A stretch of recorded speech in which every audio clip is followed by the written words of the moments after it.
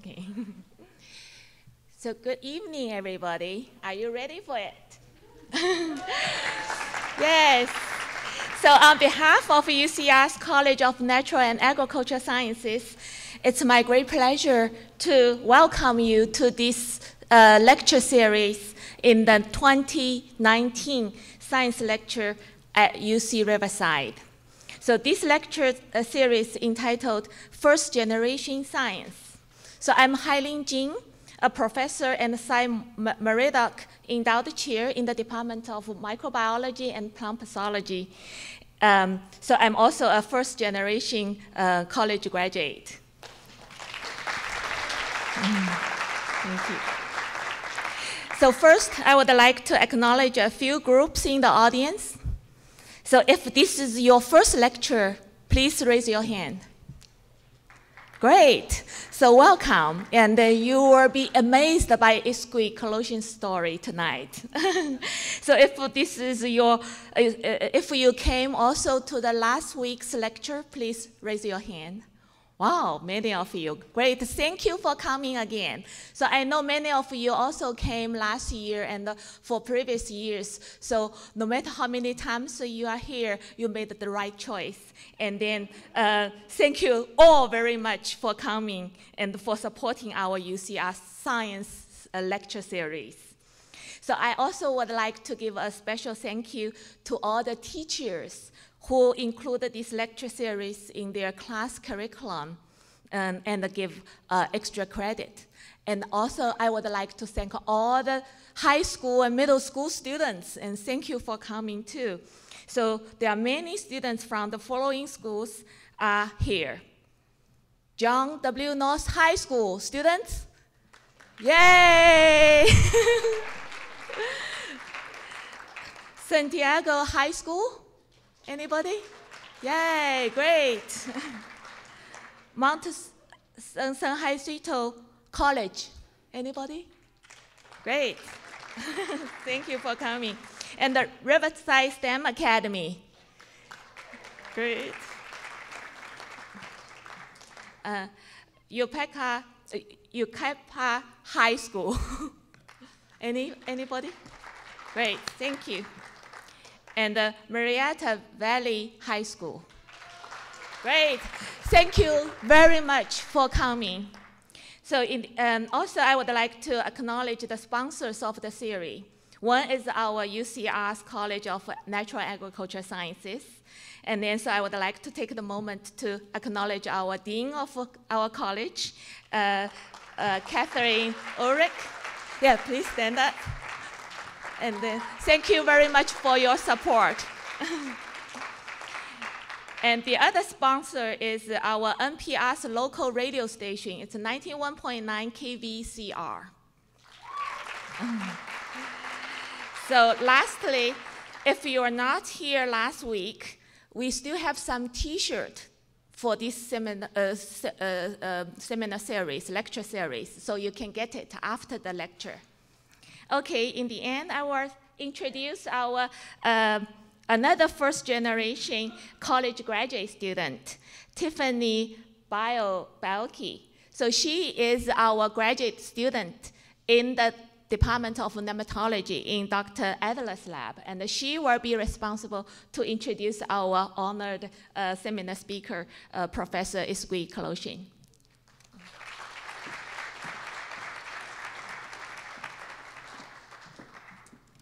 Good evening, everybody. You guys are in for a real treat tonight.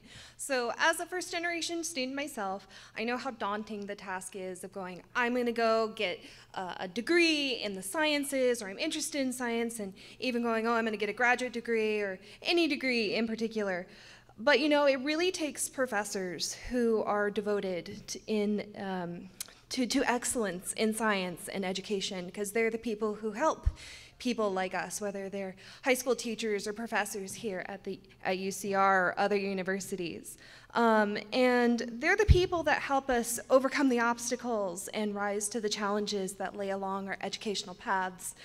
And Dr. Kaloshian is among the most excellent leaders and educators at our institution. Beginning with an agricultural engineering degree and her master's degree in plant protection from the American University of Beirut in Lebanon, to attending here at UCR to get her PhD. And then she went off and went to Italy and then came back to UC Davis doing her postdoctoral training. And in all of that, she was preparing for her future to come back and be an amazing mentor and professor here at UCR. And her devotion to research, her students, and our UCR community is made clear by her awards, including the Syngenta Award for Excellence in Research from the Society of Nematology, as well as the Chancellor's Award for Fostering Excellence in Undergraduate Research. And additionally, her service to our community here at UCR as our chair for the nematology department has been wonderful. And to me, she's much more than a professor and a leader because she has been a personal ally. She has served on my oral committee and has been on my dissertation committee over the last years. And through being one of my most valued mentors, she has offered advice and encouragement, offered countless moments of wisdom, and she has strived to help myself as well as her own students and other students that she has taught over the years, undergrad and graduate alike, to grow in their knowledge and professionalism, especially in the laboratory environment. She exemplifies the impacts of mentorship and how that mentorship is this really crucial element of success for students in their pursuit of science and even more importantly in their pursuit of scholarly and intellectual understanding of science and in leadership. And these are qualities we want to develop because they're going to impact the next generation of scientists that come after us. And so it is with great pleasure that I introduce Dr. Isgouhi Kaloshian to share her work with you in her talk, Between Battles from Civil War to Combating Plant Disease. Thank you.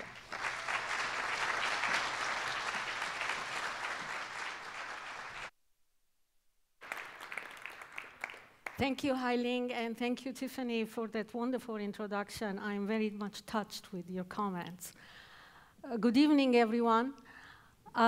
Tonight, I will take you on a journey of scientific discovery and how I became a UCR professor.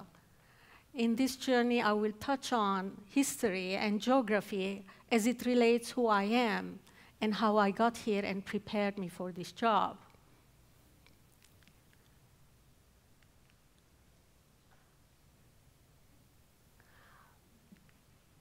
Okay. I was born and raised in Lebanon. As you see, Lebanon is a tiny country of the size of the county of San Bernardino, with about 4 million people. Lebanon is located in Middle East, and it is this tiny country here bordering the Mediterranean Sea, surrounded by Syria and Israel. My parents, both of them, immigrated to Lebanon. They were not originally from there. My maternal grandparent was born in Erzurum, Turkey, and he was a child survivor of the Armenian genocide during the World War I. Then he moved to Syria, where my mother was born. And my mother married my father, and she moved to Lebanon. My father was born in an area known as Iskandarun, which is this part of the border, today Turkey. Before World War II, this region belonged to Syria. At the beginning of World War II, the Allied, mainly the British and French governments, to entice Turkey to join them during World War II against Germany, they decided to take this land from Syria and give it to Turkey. The Armenian people who were living in this area, as you realize, I am of Armenian descent, And the Armenian people who were living in this area and they survived the Armenian genocide didn't want to stay in this place. And so this French government made an agreement with them to take them somewhere else, to move them from there. And it turned out that moving that place turned out to be Lebanon. There was a condition there for that move. The condition was that these people were going to leave everything behind and carry only what they could carry on themselves and move. My paternal grandmother, who I am named after, was a widow, took her 4 children, ages 9 to 14, my father being the youngest, and moved to Lebanon. The French government bought a piece of land and settled these people there. And this town is called Anjar. This is my hometown. And this image shows you the neighborhood where I grew up. Anjar is located in the Bekaa Valley, the agricultural heartland of Lebanon. It is about population only 3,000 people, small town. As you're seeing, it's a thriving town. It is located at the border, the foothills of I hope you can see this, a chain of mountains that separates Lebanon from Syria. It is well known, it's a touristy town now. It is well known for the Umayyad ruins from the 8th century. And it's also known for its outdoors restaurants and for its hospitality.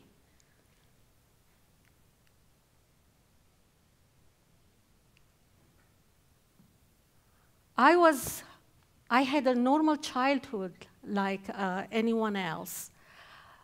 And in Anjar, as you realize now that most people in Anjar were immigrants. They immigrated from the part of Turkey that I mentioned to you. So the challenge was for a community, that immigrant community, as it is many communities in this country, how to balance keep your heritage while adapting the new ways of the adaptive countries that you have chosen to go to. And the people of Anjar were very proud, and they are highly supportive of education of their children. So the people of Anjar, to be able to accomplish this, they educated their children in private schools. In the private schools, therefore, they could teach Armenian language and Armenian history. As a 3-year-old preschooler, I was taught 3 different alphabets at the same time. The first one being Arabic, and that's the language of Lebanon. The second one was a Latin alphabet for French, and that's an official second language of Lebanon. And the third one, of course, Armenian. And through high school, we were taught in 3 different languages. In spring 1975, while I was a junior high student, my world and the world of all Lebanese turned upside down, marking the beginning of a 15-year-long civil war. Although the name of the war is known, if you Google it, as the Lebanese Civil War, it was a war that also included foreign countries, including neighboring countries, Syria and Israel. I grew up all my life in Lebanon after that in civil war. I left the country, still was civil war. As you see from these images, the war was devastating. My parents, both of them with no college education, they wanted all their 4 children to go to college. But the situation was pretty dire, financial situation was pretty dire because of the civil war, because of the war. In spite of it, under harsh financial conditions, My eldest brother and I started university at the same time. He came to United States, while I joined the American University of Beirut. They were investing all they had in the future of their children with major sacrifices. So I attended the American University of Beirut. As you see, it's a beautiful campus, and it was it started by the American missionaries as a medical school in 1866. Some of you in the audience realize that American University of Beirut is older than any UC campus. As we call it AUB, it's a it's a university reminds me like a UC Berkeley campus or UCLA, with a beautiful old building as well as modern buildings in it. While I was at school, I enjoyed chemistry. We had really good teachers, but we had really no facilities for any kind of hands-on research. I enjoyed balancing equation in chemistry, and I found problems like puzzles that they drove me, they interest me. And I wanted to do something in this field. However, what do you do with a degree in chemistry in a war country? There were no jobs. Most professions, most work didn't exist. One industry that still continued to go on was the food industry. You have to eat even during the war. And I forgot to mention that Anjar is in agricultural area, so there were food industries in the region, the Bekaa Valley. So I thought chemistry, food technology, I can use that. So I decided to pursue a degree in food technology. After starting my university, I took a class in plant pathology, and I was fascinated. I was fascinated at the diversity of diseases that can attack plants. And looking at them under the microscope, I saw this intimate relationship they have with their hosts, and I got hooked up. And I thought, well, this is what I want to study. And I changed my major to agricultural engineering, as you heard from Tiffany. So at AUB, I studied agricultural engineering for my bachelor's degree. It was here, on this beautiful campus, that I stayed in the dorm. And it was a very difficult time for me. I was poor. I couldn't eat in the cafeteria because I couldn't afford it. I couldn't go home for several months, both because I couldn't afford the transport, and also the roads were dangerous. What was even worse, the phone lines didn't work, so you couldn't even call home. You couldn't talk to your mom. I was alone, and it was a very difficult time. It was also in Beirut I experienced real war. Although the warring fractions didn't target the American university, but the bombs will fall around campus. So we will spend sleepless nights because of bombardments around us. Can you imagine having such a night and then waking up the following morning and had to go to class and expect to take your exam as if nothing have happened? That was our life. But that didn't deter me to pursue my education and to excel in it. I wanted one thing and only one thing, the best education I could get, because I knew getting it will make my future better. I received a USAID fellowship to do my master's degree in plant protection. It funded completely my education. It provided me even with the books. and even pocket money for my food. So it was amazing to receive this scholarship. While beginning of this, my master's study, a professor, a director of a nematology center in southern Italy came to visit our department. And he offered me a scholarship to do my master's research in Italy. I jumped into that opportunity to learn about a new type of disease that we didn't cover in Lebanon, and of course to explore a country and learn about a new culture. So it was a really amazing opportunity for me. So therefore, I went from Beirut to Bari, where this institute was. It was in Bari where I was exposed to plant parasitic nematodes that I study today.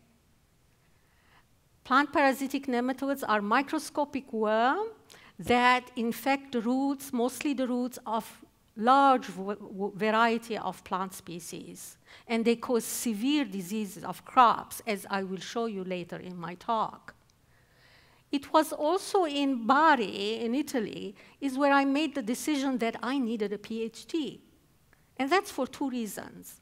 One, whenever I asked questions to the scientists who were teaching me about some aspect of nematode-related parasitism or resistance, they didn't have the answers. And I thought, wow, what an interesting field to study.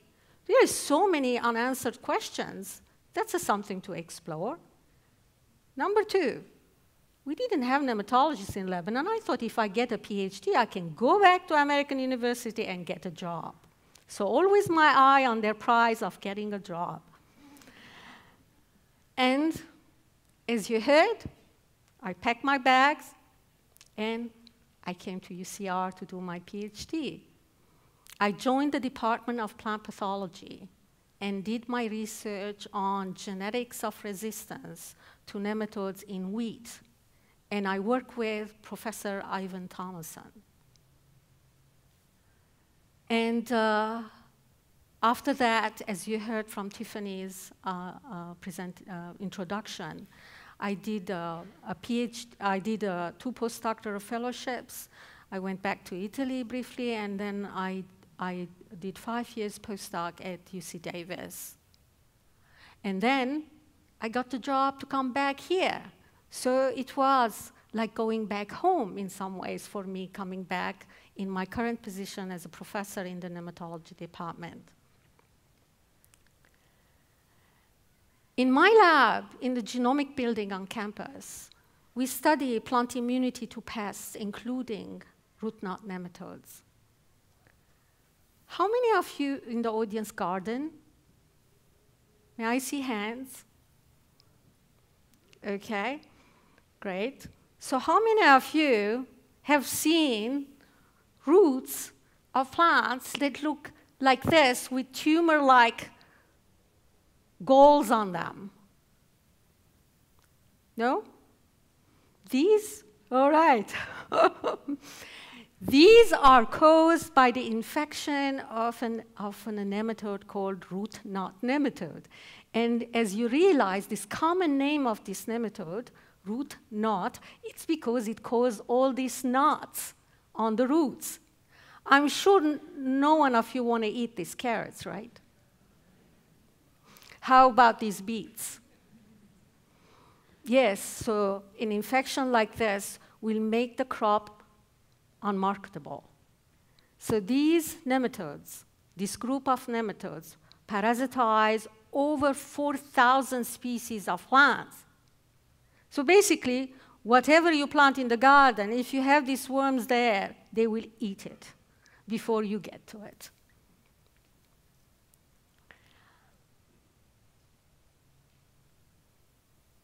These are cluster tomatoes. I'm sure you don't need a degree in nematology to know which ones are infected with nematodes. You see the devastation of the growth, very sparse number of leaves compared to this one. These are the same variety of tomato grown in healthy soil. versus the one grown in nematode-infected soil. And also you see the size of the clusters of tomato, very small clusters on the infected soil. So these nematodes really cause huge damage to crop. They are present worldwide, and they are one of the major pests in agriculture. Here it is. We are looking at a nematode. This is the head of the nematode. And what you're looking here at this, it's called stylet. It is a mouth part, a spear-like, but with a hollow inside. So it's a tube. It aids the nematode to penetrate the plant root, as you're seeing here, the nematode penetrating the root. And it also secretes saliva or secretions from the nematode inside the plant to help it parasitize the plant, and I will cover that in a bit in more detail. The last image you're seeing here, the pinkish structures are again nematodes. Remember, they are microscopic and they are transparent. So we stain them in red color, a dye, so we can see them inside the roots. And here you're seeing the nematodes come in and they move out, and they move to the central region of the plant, the root vasculature. It's there where they establish elaborate feeding site that I will show you in a minute. And they take over the plant cell division, and also I will show that in a minute. So this is another root infected with root knot nematodes. As you see, the knots forming a severe devastation symptoms on this root. If you scratch one of these knots a little bit, underneath the surface, you will see this structure, which is this pearl-looking like structure, is the female. And to its posterior end, there is a sac here, and this sac is full of eggs. One female can have more than 300 to 400 eggs. So you can imagine how quickly the population of this nematode can increase, and one female giving birth basically for hundreds of progeny. If you take one of these knots and cut it cross-section of it, this is what you will see. So what we are looking here in the center is that elaborate feeding site I mentioned that they form.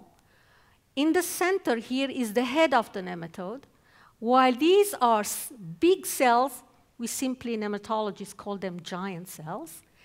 And what has happened here is the nematode secretions have taken over the cell division in the plant and made the plant divide itself without cell wall formation. So each cell now is 50 times bigger than its neighboring cell, the normal cells, as you see.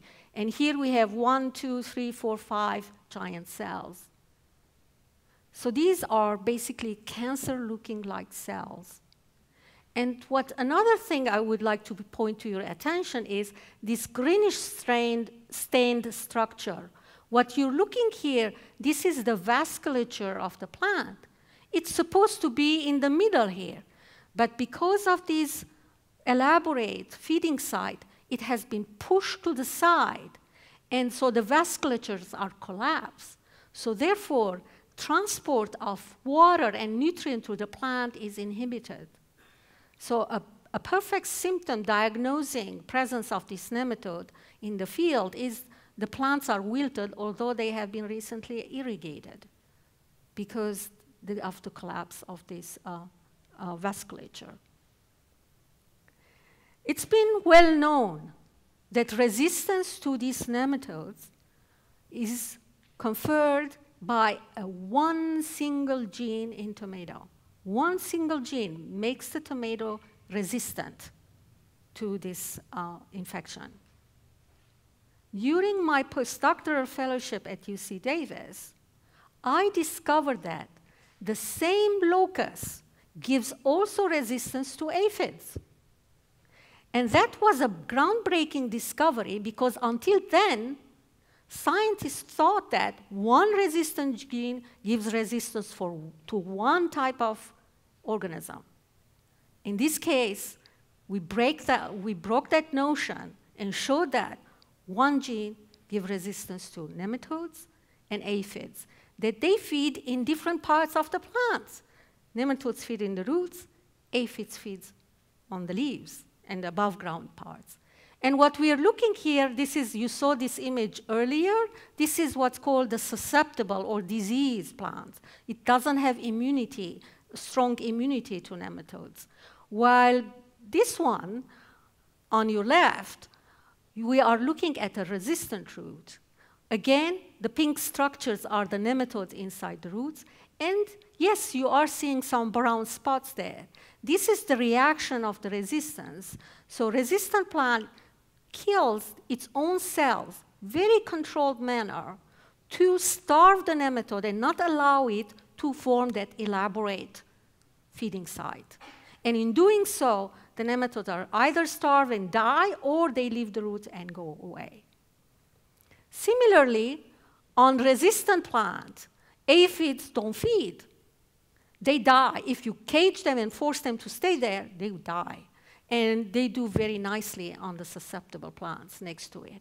And as I said, the difference between these two leaves is one gene, and one gene only. And this gene is known as the MI gene, or MI1. Aphids, like nematodes, they can also infest large number of plants. I'm sure if you have roses in your garden, you've seen them there, as you see here. Right? And this one flanking the rosebud are the aphids that we work on in my lab, called potato-tomato aphid, that parasitizes not only tomatoes, as these two images are from tomato, but also all the crops that are related to tomato, including eggplant, pepper, as well as other unrelated crops. So it has about 300 to 400 species of plants that it can infest. So they are also important agricultural pests. In addition, they can transmit viruses, making them even more dangerous. So where does MI come from? MI comes from a wild species of tomato. And this one, this species, as you see, it's a vine tomato, and its flower look nothing like tomato, and the fruits also are this color. They never get red, neither yellow. Today we have many different kinds. And these are poisonous, by the way. We humans have bred our cultivated tomato that we eat today. Through breeding and selecting, we have selected those that with characteristics that we like, such as big tomatoes, big size, red fruit, high yield. But what we have done, we have left behind other characteristics that we didn't know it existed, such as disease resistance. Because when we domesticated tomato, the disease certainly were not there. So we didn't know that the wild species indeed are reservoirs of resistant genes. Beginning of last century, scientists realized this, and they went on collecting wild species of all crops we have today, including tomato. UC Davis has a repository of seeds of wild tomatoes collected for this purpose. And in 1940s, scientists discovered, they screened and looked for resistance for these nematodes. And they find a resistance, the MI gene, and they called it MI, in this wild species. And then they crossed it, and it took a long time, over 30 years, to move it from this species to this species. So it took a long time, and I'm not going to go into the genetic detail why it took such a long time. I would like to go over what we know today about plant immunity, and the same principle applies to immunity to nematodes. What we note is that signals from pathogens and pests and nematodes I have demonstrated with the star here, are recognized by proteins that are at the cell surface of the plant cell surface. And they work collaboratively with other proteins known as core receptors. And after a series of events of transducing signal like a relay, they trigger immune response. And most of the plants outside, as you see, they are healthy. This is the kind of response that they have. However, pathogens have evolved to recognize this, and they have developed arsenals to overcome this, including nematodes. So they secrete what we call effectors inside the plant cell, which now it suppresses plant immune response, and now the immunity is tampered. It's very, very weak, and that's what causes disease. Now, this is a tug of war between plants and pathogens, and one and the other always are in an evolution for the supremacy. In this example where I finished, obviously the pathogen or the nematode won the battle. But the war is not ended yet, because plant realized that and evolved its own arsenal that we call resistant genes or resistant proteins. And MI is one of them, that it recognizes this effector secreted by the nematode, and it triggers a very effective and fast response, again with signaling cascade, that gives an effective resistance to the nematode. So in my lab, we study how does MI do this? How does MI recognizes aphids and nematodes, and how does MI gives resistance to them? So to answer these questions, we use different tools, as I have put here on this slide. Transcriptomics, proteomics, bioinformatics. All these are tools that we have adapted over time as they have become available and as we can use them. So professors in the university, they continue to learn and study and acquire new techniques to use them in their research as well as to use them in their classes teaching the students. And like a puzzle, information that we get from these technologies about the MI, how MI immunity work, we put them together and build them as a puzzle. I would like to give you an example how we use genetics to answer this question. Genetics, we can use both what's called forward genetics and reverse genetics. In forward genetics, what does it mean to use forward genetics? It means that we start with a mutant phenotype. As it relates to MI, we start with a resistant plant that has the MI gene in it, resistant seeds. We mutagenize them, so in the intention to destroy some genes in the tomato. And then we take these plants and we screen them with nematodes. And now we are looking for plants that are now diseased by the nematode, but have healthy MI gene in them.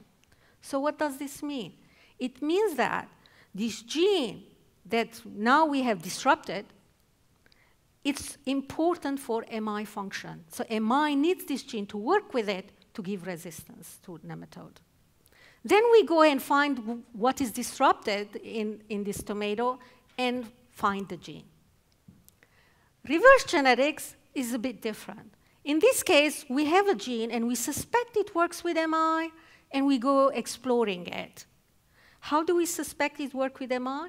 Because we see this gene, the expression of this gene at higher level in resistant tomato compared to susceptible tomato once we expose it to nematodes. And then we then target this gene for degradation or disruption. And again, we assay this plant, and now if it is indeed works for MI, with MI for resistant to nematodes, now we are going to see a susceptible plant. So using such approaches, we have been able to put together a long list of proteins that work with MI. So what we are looking here is MI, and all these are names.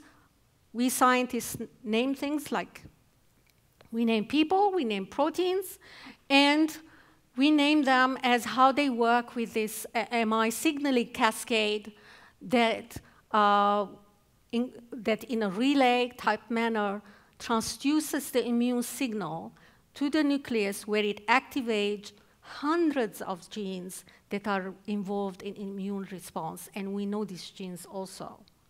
We also have identified a plant hormone, salicylic acid, involved in the resistance. You recognize probably the name salicylic acid. It's a relative of aspirin, right? It's a compound related to aspirin, which is an anti-inflammatory drug. So it also works similar way in plants. So these responses give us these proteins, and downstream defense signals give us effective immunity against the nematodes and the aphid. To identify effectors that play a role in this interaction, we use the aphid for this purpose. Like nematodes, aphids also have a mouth part that are called stylets. So they insert their stylets or mouth part inside the leaf, and they migrate through the leaf cells. They can go, they're flexible stylet, they can go around the cell or poke through them, and while trying to reach the vasculature, the phloem of the plant, where they feed and acquire nutrient. And while doing this, they secrete saliva, and those are the dots you're seeing here. So, and they sample the plant too at the same time. So the effectors that are secreted in the plant must be in the saliva. So we go collecting saliva. Yes, we can milk the aphids. And my student who is in the audience, he can teach you how, because he's been doing this the last couple of years, and he's getting very good at it. So we grow our aphids on tomato, and then we collect them and feed them in the lab on what we call pouches made of paraffin. 2 layers are paraffin, so you stretch one on a tube that is hollow both sides. You stretch a paraffin, you put a drop of water, you stretch another paraffin, now you have a pouch. You introduce the aphid from the other side and allow it to feed. These buggers like to feed upside down. You must have seen them on the leaf, they're always on the side. So that's why the image, it's not a mistake, it's upside down. So this is how they look, those pouches. And our aphid, as you see, they are pink, so that's what you're seeing here. So we let them feed like overnight, and the following day we come and open this pouch and collect the water inside, which of course now has the saliva or the spit in it, the aphid spit. And then we use this in what's called proteomic analysis, in mass spectrometry. So it's a fancy word for identifying the proteins that are present. We started with water, pure water, nothing in there. Now anything that was delivered there, it comes from the aphid. And we can therefore identify these proteins that are in the aphid saliva. And using this approach, we have identified hundreds of proteins in the aphid saliva. And we were one of the first labs identifying such a large number of aphid salivary proteins. And then we have used these proteins, we have used this protein to express them in the plant, one by one. Or we make proteins in the lab, the same proteins, and then we treat the plants with this protein. The question is, if we express this protein in tomato, or make the protein in the lab and apply it on tomato, what does it do to immunity? Does it induce immunity? In other words, does the plant recognize it and induce an immune response? Or does it suppress immunity? That means that it's evading the immune system of the plant and suppressing immunity. We have found both. It was speculated that aphid saliva contains these things. And we were one of the first labs in the world showing that indeed, aphid saliva has effectors that both activates immune response and suppresses immune responses. We also have shown that it also alters plant metabolism, as has been suspected before.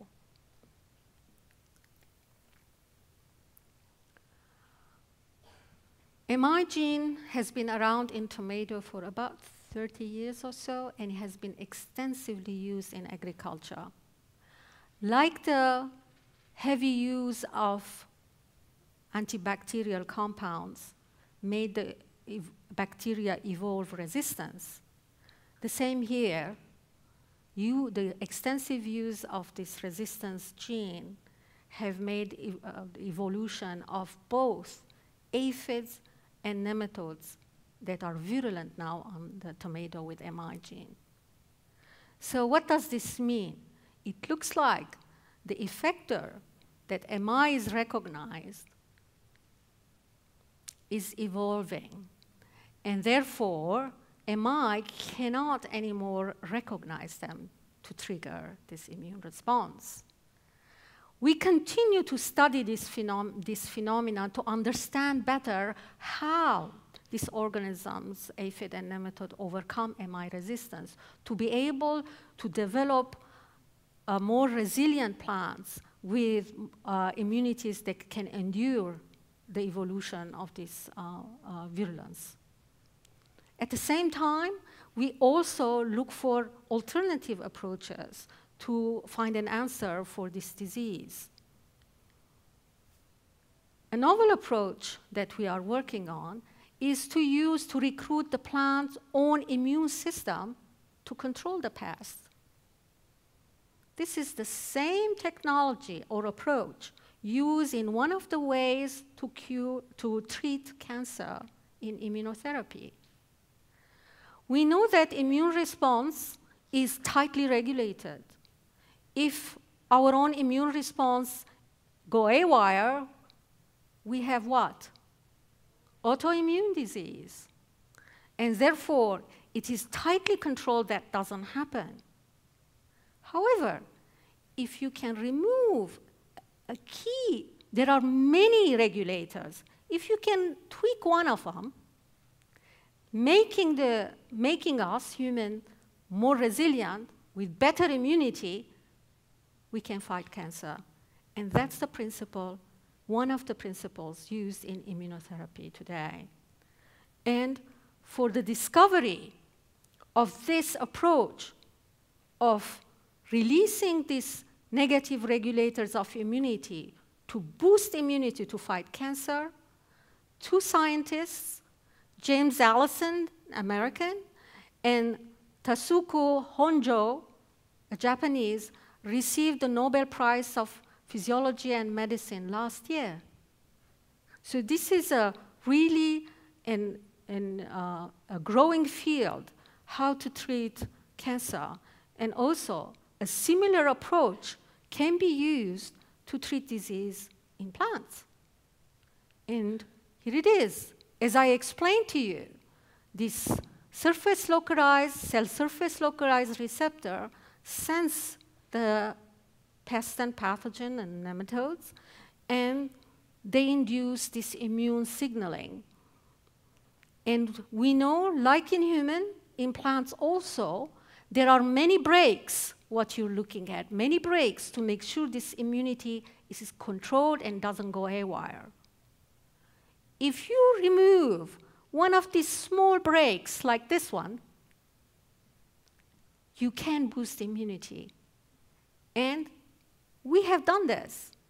We have identified one of these breaks in the model plant Arabidopsis. That's a weed. But it's parasitized by root knot nematodes. And by removing this break, we have been able to show that the infection rate of the nematode is diminished by 60%. So we are working right now in my lab.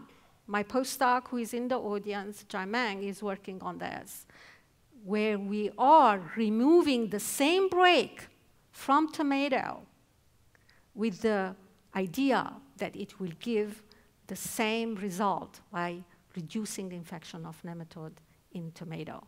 And this break is also present in all the crops that we have genomes for. So therefore, we can apply this, hopefully, on a larger scale. So why study disease, plant disease? Plant diseases cause huge losses worldwide. They are in billions, tens of billions of dollars each year. It is estimated over 20% of crop loss today is due to plant disease and pests. With the explosion of population growth as predicted by the United Nations, you see this, oops. I did not do anything here. I said explosion of population, but I didn't mean the screen. So the population growth we are seeing, we are expected to feed all these people. And we need to use a multi-pronged approach to increase agricultural productivity, including diminishing disease. Today, 2019, the population is 7.6 billion. 1 in 9 in the world suffer chronic hunger. And 1 in 4 of our children, their growth is stunted. So we really need to increase food production to meet doubling of the population in less than 100 years. And therefore, it's very important for us to adapt and to use novel technologies to be able to do this in a timely manner and not take thousands of years of domestication and breeding like we have done in the past. Last and not least, I would like to acknowledge the people who helped me get here. To start with my siblings who have been very supportive, and my parents, and especially my mother who is in the audience.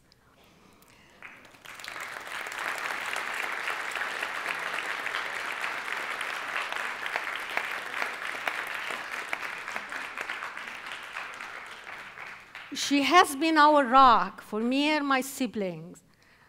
She has taught us the can-do attitude and never let it go, and to pursue our dreams, and helped us in the process.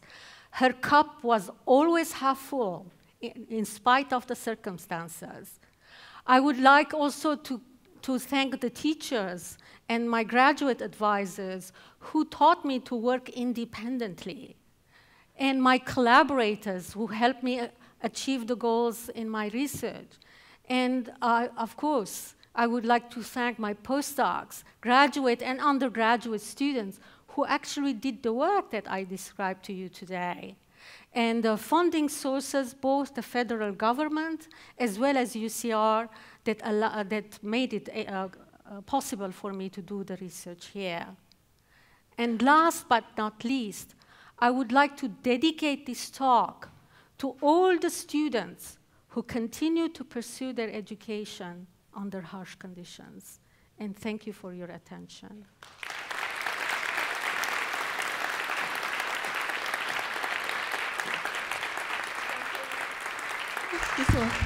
So thank you very much, Dr. Kaloshian. What a wonderful talk, and what an incredible journey. So she sets a great example to all the young students, especially women students. You can do it. Just follow your heart, and don't let it go. And eventually you will shine. So it's very, very important to follow your heart. And this is an incredible example. She is a role model for all the students and also us, me too. Thank you. My great friend. Thank you.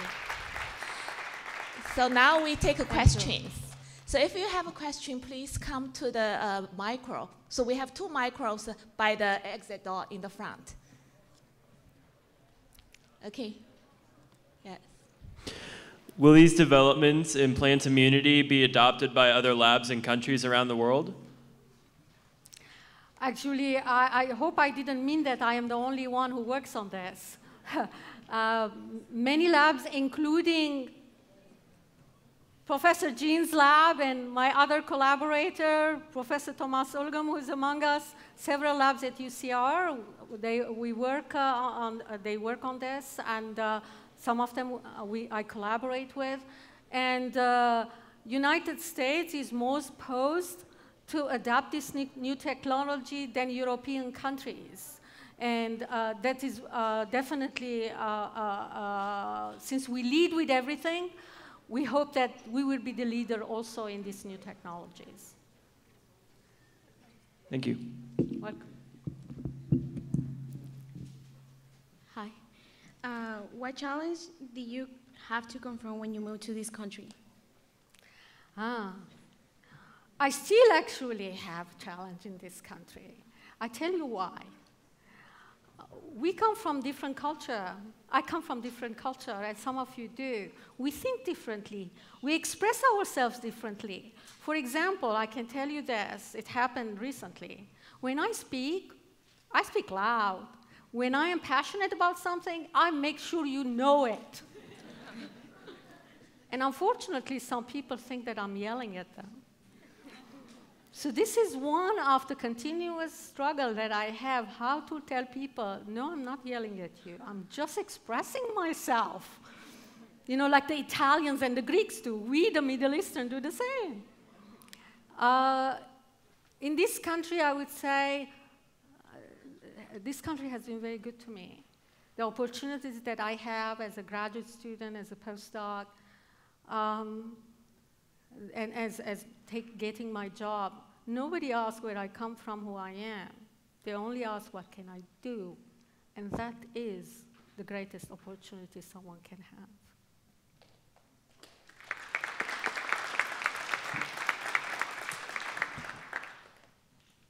Did you have any doubts or regrets after completely changing your major? I didn't completely change it, so it was a little twist. So the first year courses were the same, so it wasn't like I was changing it completely. I know, I am so glad that I changed it. I enjoy what I'm doing, otherwise I wouldn't be successful. So plant disease was the right choice for me. Yes. With all the distracting events happening around you while you attended the University of Beirut, what allowed you to keep continuing your education all the way to your success? I think, well, first of all, when you are in a war situation, I would say it wasn't only, obviously I wasn't the only one in that country, and I wasn't the only student. We bonded together, I think, a lot as students at the American university, or any universities, because of the war. And we all actually looked at education as a way, as I said, a way out, rather than a restriction. And me as a person, and I think that comes from my parents, I wanted new opportunities. I actually, I thrived with new opportunities. And I was lucky also, my parents, in spite of them being very strict disciplinary at home, they encouraged us to go, like in a war, sending an 18-year-old to Beirut by herself, where you cannot even communicate with her, you know. They wanted us to have the best, and they wanted us to pursue our dreams, as I said, in spite of being strict disciplinary. So it comes from home. It definitely helps having supportive parents. Yes? How can scratching a tomato root show a female nematode? Or you just simply use a blade and slowly remove the top skin of the plant, And you will see this shining, like I saw you there, a shining pearl. Well, that's why we call them a pearl-like. Females would be under it. So it's very easy to do. Okay, thank you. What were some difficulties you had to face because of the civil war? Lebanese civil war was ugly. There are lots of difficulties, including not being able to travel, and people got killed because they belonged to certain religion or sects of religion. Unfortunately, in Lebanon, our IDs say on it, your religion. Yes. You will never think about that as an obstacle. It says exactly your religion and religious sect even. And checkpoints were all over, and some checkpoints were legal, like they were the Lebanese soldiers, and some other were militias.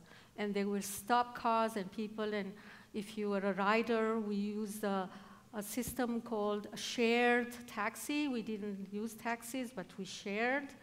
And they will get people out if they didn't like who, just because they were of certain religion. And some of these people disappeared.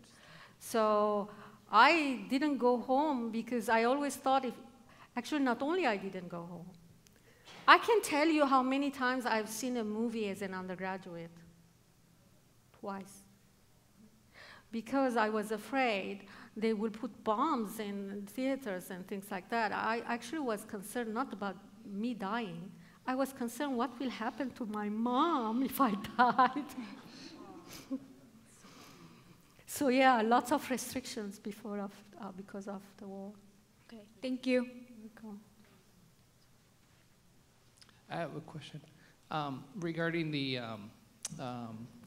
effect in the immune response. There are these roadblocks that you were showing in your slide, and that you're on the path of removing them to increase the immunity.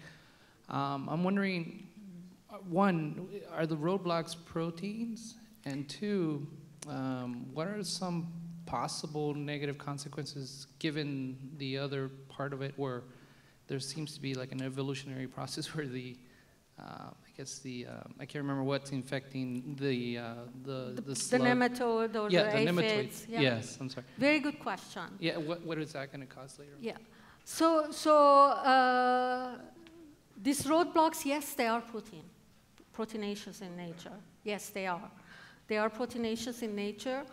And the one that we have identified is called lectin receptor kinase.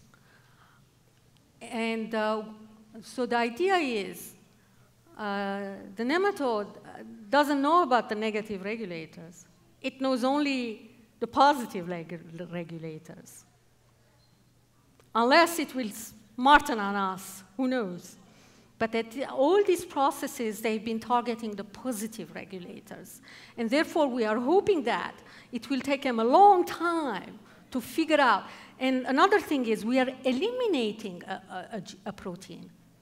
So what are they going to do? Make the plant evolve it back? So that's more, I don't know how they can do that.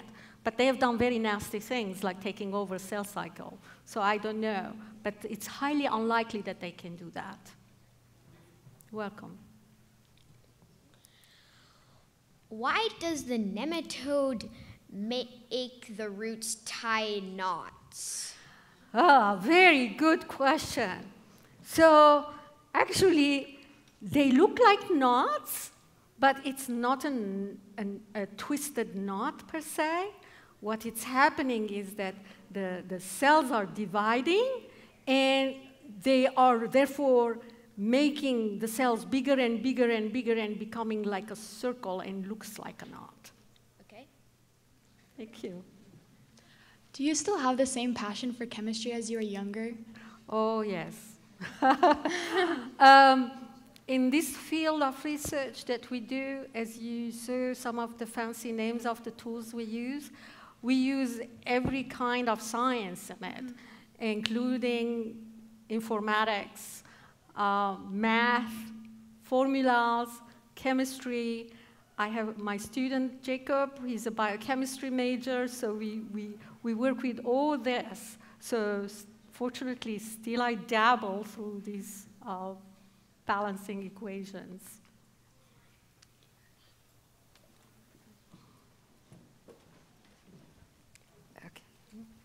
You mentioned that it took plant pathologists 30 years to transfer the MI1 gene from the wild tomatoes to domesticated tomatoes.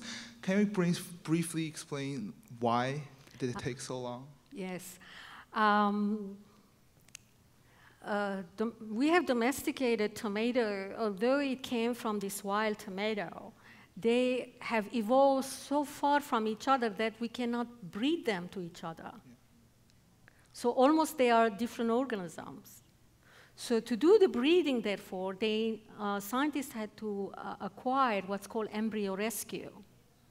So literally, they had to do similar to in vitro fertilization, if you might say, and grow the embryo in vitro to be able to rescue it from killing itself, because it thinks that the sperm and an egg is coming from totally different organism, which doesn't work. So they had to find a way to rescue that embryo and grow it. That's one major step. The next steps took time because when you cross two things, so you're mixing genome of one and genome of the other. So you have both half of genome from one, half from the other in that organism. So did you see those tomatoes? And I told you they're poisonous. So they dragged within this hybrid now all these bad traits too. Small tomato, low yield, bushy-like, that we didn't want. So to bring that tomato back to cultivated tomato-looking thing, having the MI gene in it, they had to do what's called back crossing to cultivated tomato. And if you've grown tomato, you know you cannot grow more than 2 cycles of tomato a year. It takes a long time to get the fruits, the seeds, plant them again, and so on. So it took a long time to do this. And every time they had to make sure that they don't have this undesirable characteristics. So it took a long time to leave all these bad characteristics behind and have a tomato desirable for the market and have MI gene in it.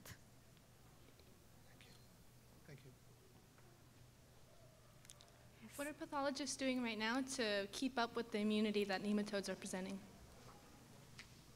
So, like my lab, we keep experimenting, finding new ways to breed for resistance. It is a major obstacle today in tomato production and many vegetable crop production. Without treating pesticides, we cannot grow tomato anymore. So therefore, research like mine and finding new ways how to do this is highly important and more than timely, because as all of us, we want to reduce the use of pesticides. At the same time, also because many pesticides are taken away from the market because of their ending up in the water and environmental harmful characteristics. So the farmers and the growers are desperate to have a solution for this problem. So we have a lot of work to do.